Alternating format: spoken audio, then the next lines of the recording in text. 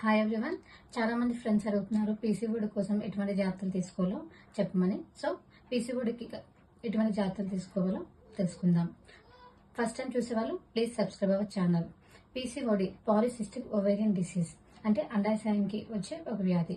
దీనికి మెయిన్ కారణాలు ఏంటంటే పర్టికులర్గా ఇదే కారణమని మనం చెప్పలేము, బట్ జెనెటిక్గా కానీ ఎన్విరాన్మెంటల్గా వచ్చే ఛాన్సెస్ ఎక్కువ ఉంటుంది.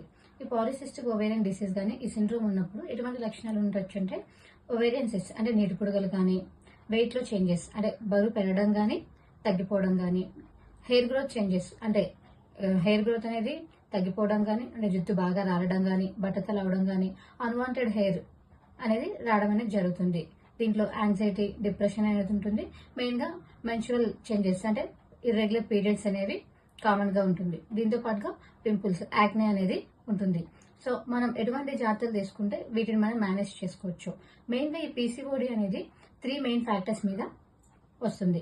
అందులో ఫస్ట్ వన్ ఇన్సులిన్ రెసిస్టెన్స్. అంటే మన బాడీ అనేది అంటే మన బాడీ కణాలు అనేవి ఇన్సులిన్ హార్మోన్కి సరిగా రెస్పాండ్ అవ్వదు అనమాట. ఇలా రెస్పాండ్ కానప్పుడు ఈ ఇన్సులిన్ హార్మోన్ అనేది బ్లడ్ గ్లూకోజ్ లెవెల్స్ని రెగ్యులేట్ చేస్తుంది. ఇలా రెగ్యులేట్ చేయడం వల్ల మన బాడీలో షుగర్ లెవెల్స్ అనేవి పెరుగుతుంది. అది ఫస్ట్ వన్. సెకండ్ మనకు వచ్చేసి హార్మోనల్ రెగ్యులేషన్. ఎప్పుడైతే హార్మోన్ ఇంబ్యాలెన్స్ ఉంటుందో దీనివల్ల కూడా మనకి ఇది వచ్చే ఛాన్సెస్ ఎక్కువ ఉంటుంది. Next inflammation.